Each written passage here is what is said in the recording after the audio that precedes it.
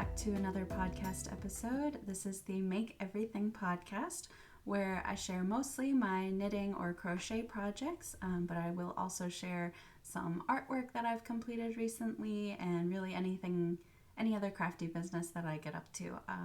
This is a place where I can share all of that with you. If you are new here, very warm welcome. I love to have you. If you're a returning viewer, thank you for coming back.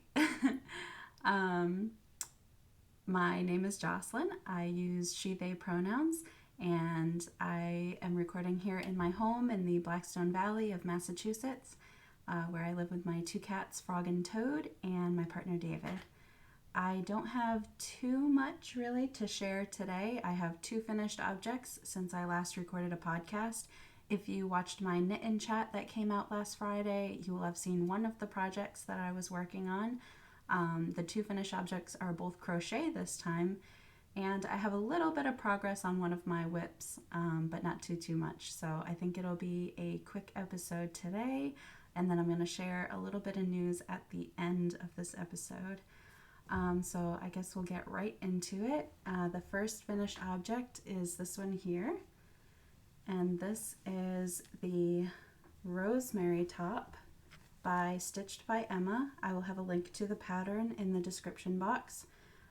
This one is fairly modified. I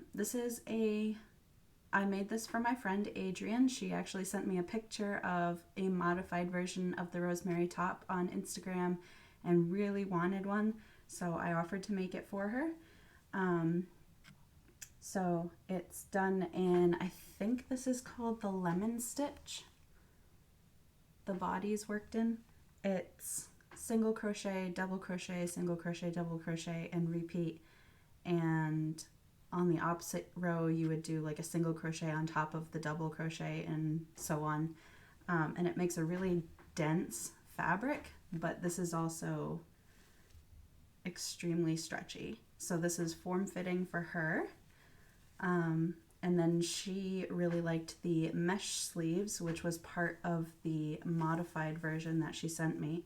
And what I did was I actually went over to her house and we did kind of like a movie night. And this was another little detail that she really wanted as part of the mesh sleeves. And so we put on, I think it was X-Files, which I've never even seen before. That was my first time seeing X-Files. And every like 15-20 minutes I'd be like, okay, try this on again, make sure it's fitting. And so I did that all the way for all of the sleeves. I had the body done before I went there, and I just made sure I didn't seam it in the back until I got there and made sure it fit on her properly. And then I seamed it and started working on the sleeves. And then when we were trying it on, the sleeves were kind of falling off. So that's why I modified it again and added this little strap across the back to kind of hold those arms up, the sleeves up rather. And I think it's actually a really cool top. I almost kind of want to make something similar for myself. The other modification is in the original pattern, the front would have some ruching done. So in some manner, this would like scrunch up in the front like that. But she just wanted a plain body with no ruching, so we left that out. And I'm super happy with this. This took me, I want to say, about a week to make. And it was actually a ton of fun. I'm having a lot of fun with crochet projects lately rather than knitting. Although I am craving to get back to my knitting projects. My one whip is a knitting project that I have not touched in a little bit. So that is my first finished object. This is crocheted in Caron Simply Soft in the autumn red. This is part of my efforts to do some stash busting. So I've had this in stash for a long time. I had 3 balls of this, and I went through about 2.5 for this project. I went through my stash like 2 weeks ago, and I pulled out all of the yarns that I knew that I was no longer interested in using for myself, which ended up being, I have so many colorways of Caron Simply Soft in my stash. So I took a picture of all of the different colors lined up, and I sent it to my friends and family and was like, does anybody want anything out of any of the yarn here? And so that's where this came into play. It just kind of happened to like coincide perfectly, where my friend Adrian had sent me the pattern for this and was like, oh, I really want this. And then I think that's actually what triggered me to go through my stash and be like, who wants something out of this? And so this came out of that. And then the next finished object is the birthday gift for my sister, and this also came out of my stash busting efforts. She sent me the T-Rex shirt. And of course both of them requested crochet patterns, and I'd never made a crocheted garment before. So this was my first time doing crochet garments. I think this came out super nice. I think it's nice and like flowy, actually. Even though crochet is like a lot denser than knit, so it doesn't usually have too much, or not as much drape in my opinion as knit stuff does. But I think it came out so cool. Look at the ribbing. I didn't realize that crochet could do that. So I think that's really cool. Oh, I lied. This is not my first crochet garment. I've done another one. I'll show that at the end, just for fun. So this I started on October, I can't remember, but I started it last Friday. So it's been 6 days today, and I finished this yesterday. So it took me 5 days to crochet this whole thing. And this was so fun. I've never done crochet color work, and I don't know how most people do it. I've never done color work in knitting either. Let me fact check myself on that. No, I don't think I've ever done color work on knitting either. But I carried the floats like you would for a knitting project, and I think it looks really cool on the inside. I don't know if that's how you're supposed to do it for crochet. But this uses 3 colors actually, so it was 3 color work for crochet on my first attempt. I think it came out so nice. So it's kind of hard to tell in this lighting because it's kind of blowing out the whites, but you can see, it might be a little bit easier to see in this area. So I used a white as the main bone, and then I used for like the shadow areas, I didn't really have anything that was like a nice contrast. I actually did find like a nice light gray after I finished the entire project that probably would have fit nicely into this project, but I went with the off-white because that's what I found first. So the off-white is what I used for the shadow areas of the bones. I don't know if it's gonna pick it up. Oh yeah, you can see it a little better when I hold it closer. But this is all done once again in Caron Simply Soft. I used the pine color and then white and off-white. And the pattern is made to measure, which I really like. So I went over to my parents' house, took a couple measurements on my sister, and threw it all together. I'm really happy with it. It's a little bit fitted on me, but I'm hoping that it will either grow when it's washed and worn, or that she's just a little bit smaller than me and it fits her well. Now I have acrylic fiber in my mouth. I do still have a lot of this left, the green, the pine. And I tried to convince her to do long sleeves so I could use it up, but she wanted the short sleeves, so I did that. I didn't follow the pattern for the sleeves. I didn't even look to see what the pattern said to do. I just did a bunch of short rows, and then to kind of form like a cap-ish instead of like, let me see if I can actually like show. So like the sleeve seam, that's the word, seam. The seam is like diagonal, and I didn't want the whole sleeve to just come out diagonally like upwards.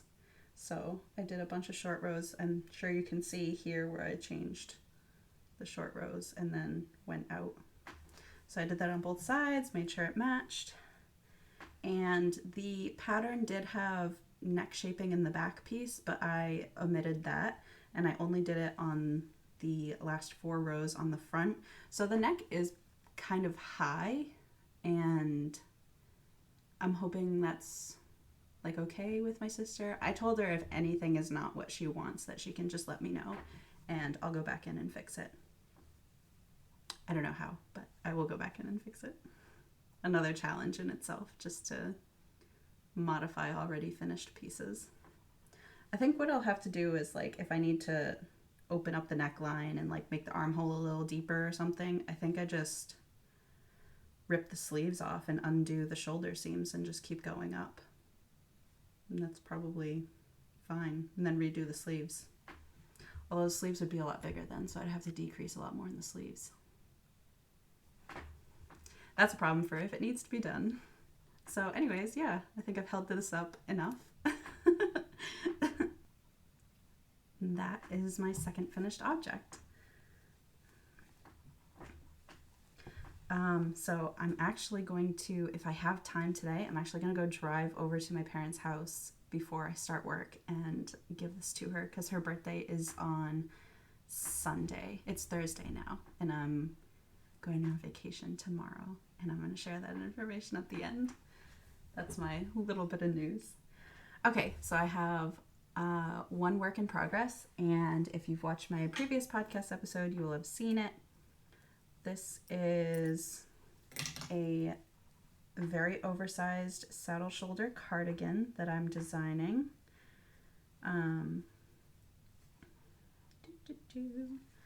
There we go. That's easiest to show you there. So in my last podcast episode, I had, where is it? I had split for sleeves, and as you can see, I've only done a couple more rows so far. I think I just started doing the waist shaping. Yeah, so I had gotten a lot farther on the body, but I didn't like where I put the waist shaping, and knowing that this cotton in particular, I'll talk about all the yarns in a second, knowing that this cotton in particular shrinks a lot lengthwise when I wash it, I wanted to make sure that I put the waist shaping lower than I normally would. So I think the armhole is like down here or something, and my waist is right here. I'm doing a really bad job of showing this. So I think the armhole comes down to here, and I started the waist shaping, which is still too high. Maybe the armhole's lower. Maybe the armhole's like here, and then the waist shaping starts down. Anyways, I'm hoping it works out. It's fine. So this is, once again, no pattern. I'm designing this, and this yarn is a combination of 3 different yarns. Here, let me show you the actual stockinette side. I love this. This combination, I think, is so pretty. And I left all the yarns downstairs. Give me 1 second.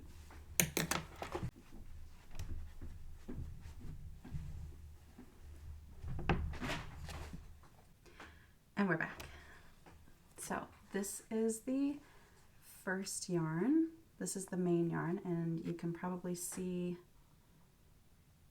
it's kind of like a thick and thin type yarn. So like at the thinnest point, it's definitely, oh my God, focus. At the thinnest point, it's very fine, and at the thickest point, I think it's like a fingering or a sport weight yarn.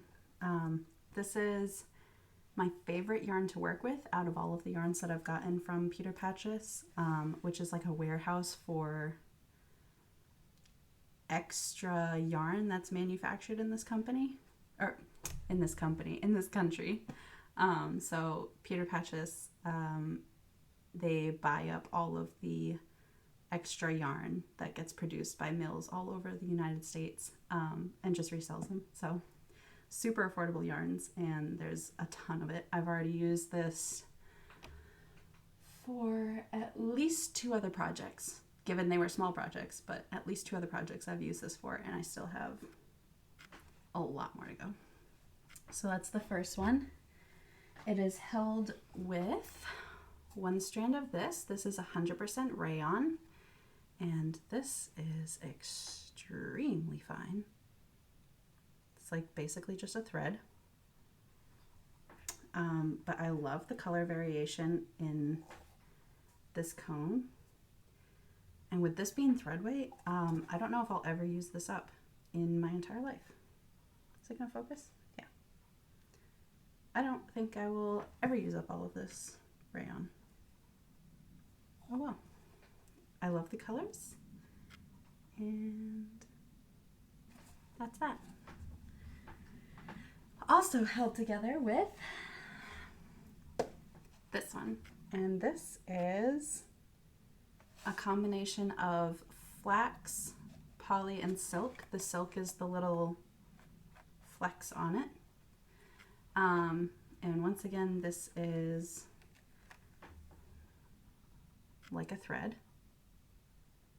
And this one is a bit more challenging to work with because as you pull it off the cone, there is a lot of twist in this yarn.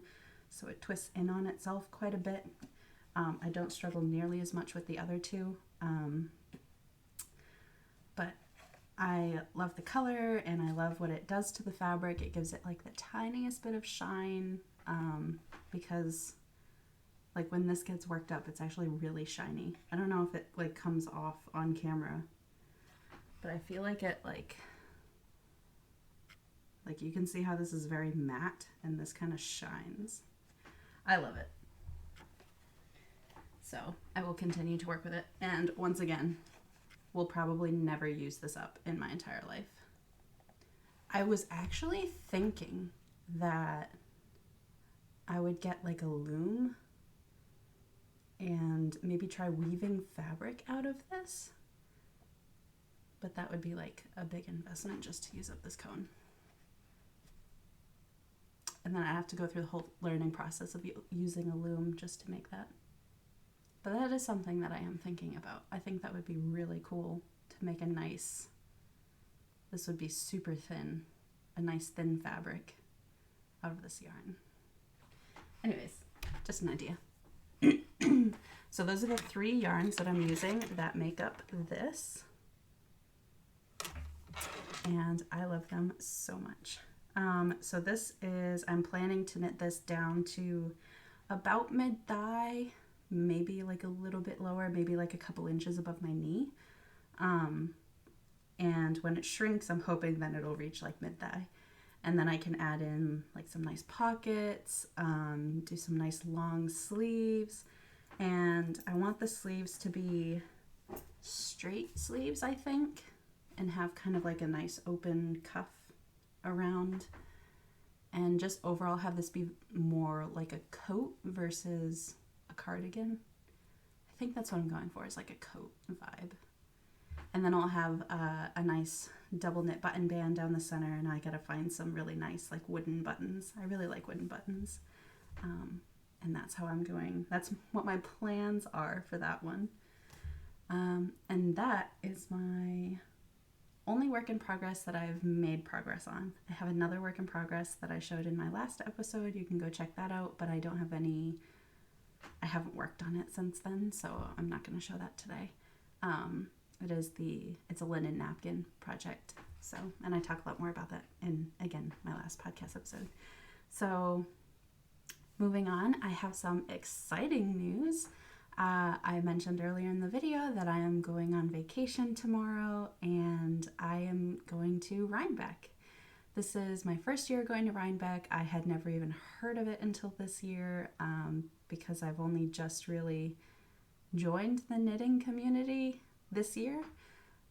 So I've never known about it until now, and I'm really, really excited. When I finally booked my Airbnb, there was nothing left in Rhinebeck, not even close. So I think the closest I got was Red Hook, which I think is only like 20 minutes away, so that's fine, that's close enough. but I'm going from Friday to Sunday. I'm coming home once the festival is over, and I am so excited. I really cannot wait to go. I have a very small budget for yarn spending, and I mainly actually want to look for some really cute progress keepers. But overall, I'm just looking forward most to the experience of going and maybe meeting some other knitting podcasters. I think that would be really, really fun for me. I think that's all of the interesting news I have to share, actually. The only other thing that I want to share that I didn't know where to put in is this guy. I actually got him at